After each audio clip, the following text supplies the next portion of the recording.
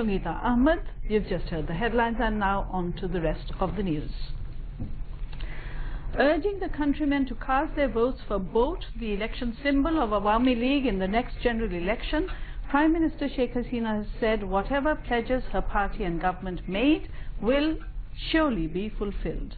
The Awami League president was addressing a mammoth public rally at the Pabna Police Lines ground today, organized by the district unit of ruling Awami League. The Premier said if the countrymen voted Awami League to power again, they would turn every village of the country into a town and ensure urban facilities. Referring to the arson attacks and mayhem unleashed by the BNP Jamaat clique to foil the January 5 polls of 2014, Sheikh Hasina said the BNP Jamaat hooligans during that time burned some 3,500 innocent people, set afire some 70 government offices, and burned down 3,500 buses, 29 rail bogies and 6 land offices. BNP Jamaat only know how to unleash havoc. They only mean killing and destruction. Whenever they assumed office, they resorted to killings, she alleged. The Prime Minister said, on the other hand, Awami League once and always works for ensuring development of the people. She also said that her party assumed office to change the fate of the common people, not to resort to looting and let its party men make fortunes. Turning to the jail term of BNP chief Khaleda Zia in the Zia Orphanage Trust case, Sheikh Hasina said Khaleda Zia had been convicted to jail term by the court since she embezzled the fund of the orphanage. Renewing her pledge to free Bangladesh from terrorism, militancy and the clutch of drugs, Sheikh Hasina said her government has been continuing drives against terrorism, militancy and drugs to free the country from these menaces. In this connection, the Prime Minister sought the cooperation and wholehearted support from the guardians, teachers, freedom fighters and religious leaders to keep the youth folk from the evil vices of terrorism, militancy and drug addiction.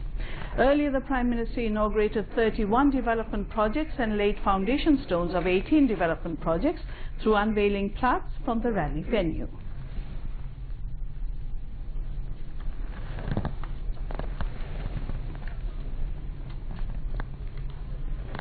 وتب علينا إنك أنت التواب الرحيم برحمتك يا أرحم الراحمين. Prime Minister Sheikh Hasina has inaugurated construction work of the second unit of the Rupur nuclear power plant in Patna.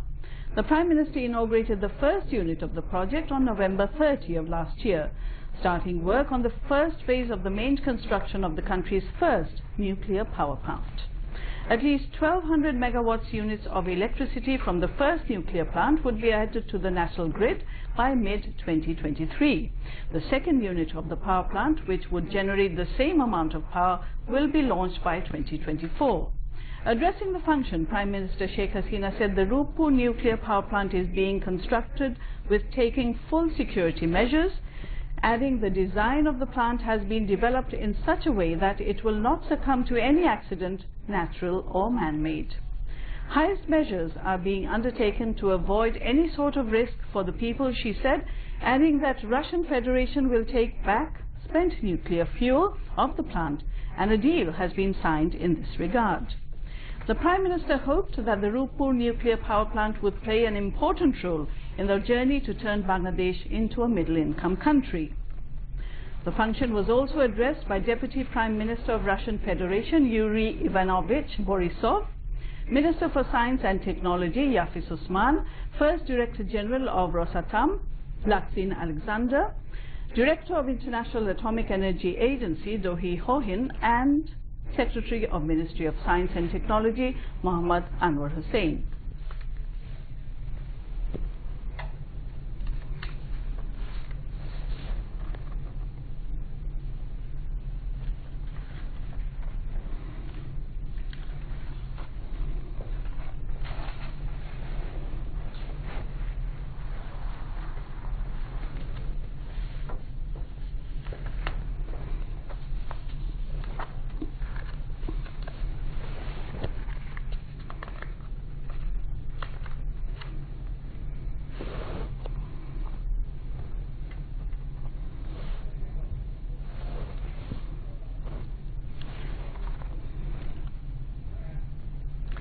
Visiting Deputy Prime Minister of Russia, Yuri Ivanovich Borisov, made a courtesy call on Prime Minister Sheikh Hasina at Ruppur nuclear power plant office today. Briefing reporters after the meeting, Prime Minister's press secretary Ihsanul Karim said the Prime Minister thanked Russian government for the continued support to construct the Ruppur nuclear power plant. They expressed happiness over existing excellent cordial relations between the two countries.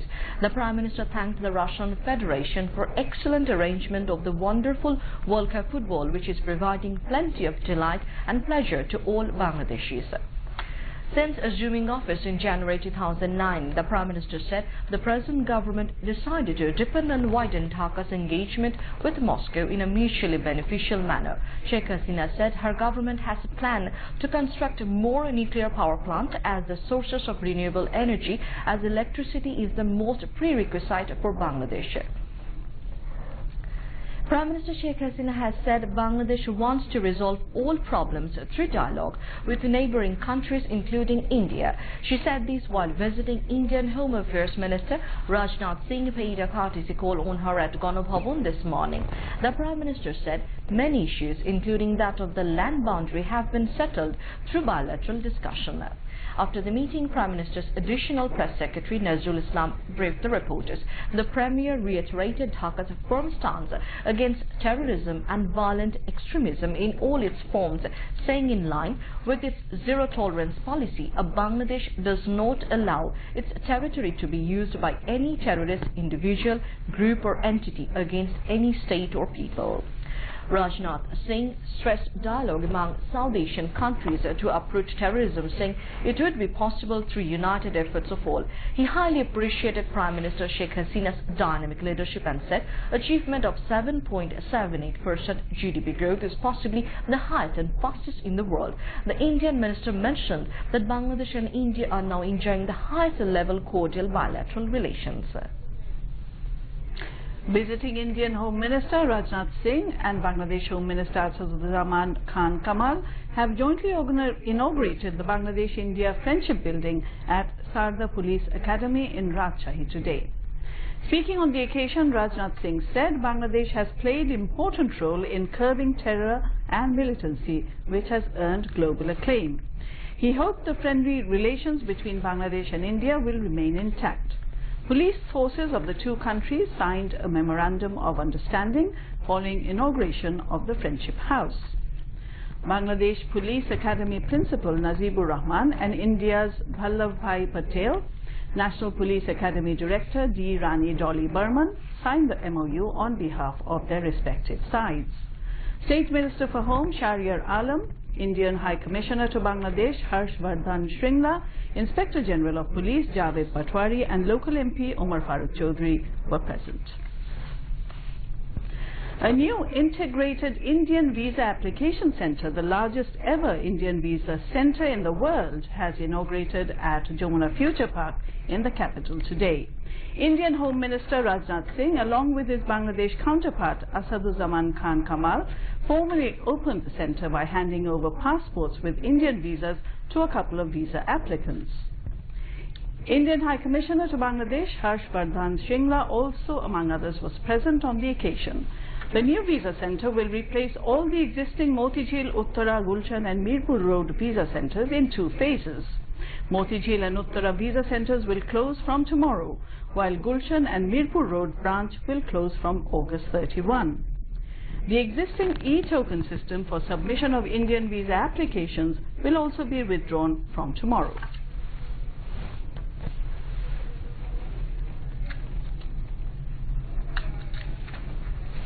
This year's Hajj flight began today as the aircraft of Biman Bangladesh Airlines took off from Hazrat Shah Jalal International Airport at about 7:52 a.m. carrying 419 Bangladeshi pilgrims to Saudi Arabia.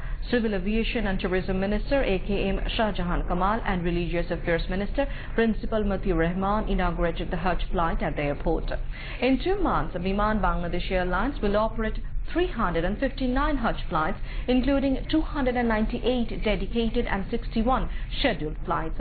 The national flag carrier will operate 187 pre-Hajj flights till August 15 and 172 post-Hajj flights from August 27 to September 25. It will operate 9 and 3 Hajj flights from Chattogram and Sylhet respectively this year. Biman Bangladesh Airlines will carry 63,599 Hajj pilgrims, half of the total of 1,27,198 pilgrims of this year. Saudi Arabian Airlines will carry rest of the pilgrims. The nationwide Vitamin A Plus campaign was observed across the country today.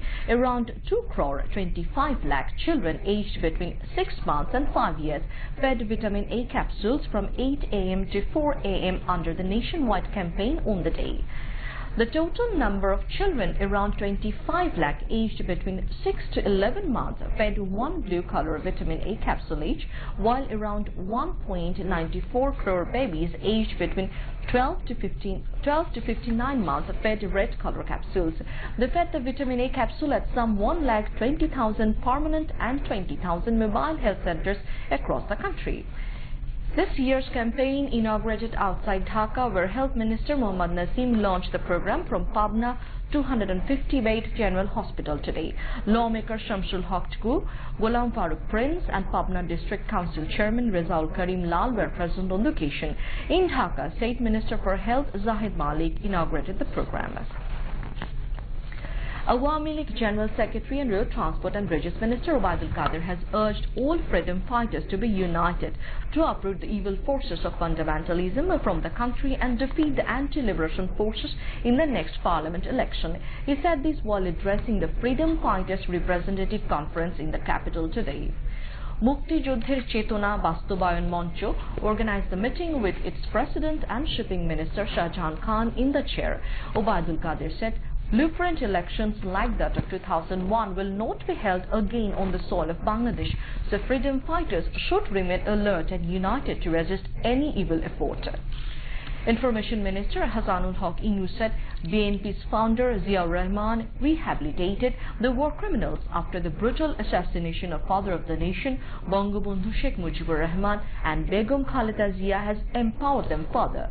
Presenting 6-point demand, Shah Jahan Khan said people should identify the children of war criminals to be able to take actions against them, as the independence of Bangladesh is not safe in their hands. Later, a mass signature campaign was inaugurated to create public opinion in favor of the 6-point demand of Mukti Juddher Chetona Bastobayan Moncho. Liberation War Affairs Minister A.K.A. Muzammil Haq, Chairman of the Parliamentary Standing Committee on Liberation War Affairs Ministry Campaign, retired A.B. Tajul Islam, and Jashud General Secretary Shirin Akhtar MP, among others, addressed at the meeting. And now on to international news.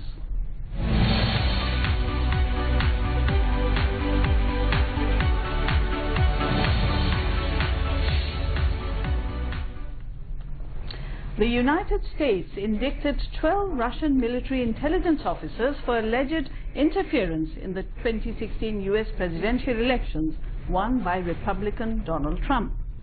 Deputy Attorney General Rod Rosenstein told this at a press conference yesterday. The indictment said the 12 individuals hacked into computer systems of 2016 Democratic presidential candidate Hillary Clinton and the Democratic Party, stole information and then made the obtained documents public.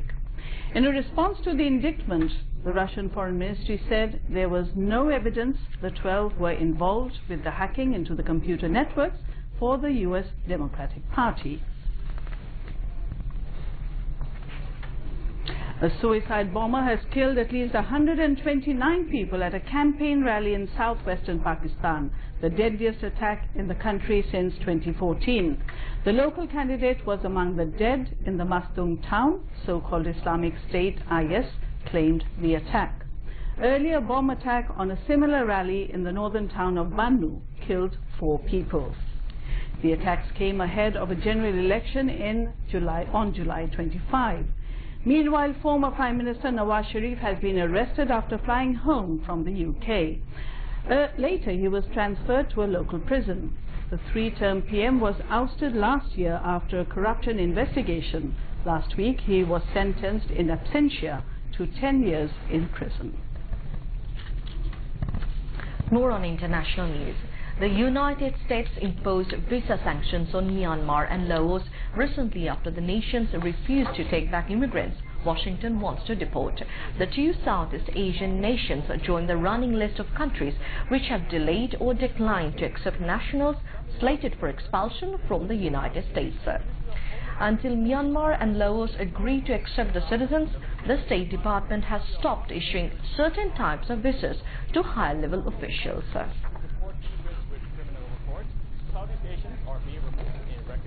Moving on to national news. Dead bodies of 3 youths have been recovered from Matamuhuri River in Cox's Bazar this evening. 2 youths are still missing as fire service and civil defense members continue searching for them. Our Cox's Bazar correspondent said 6 youths were drowned in Matamuhuri when they went there for bath after playing football at Baluchal in Chakuria in the evening. Local people recovered one of them in a critical condition just after the incident. Now news on weather.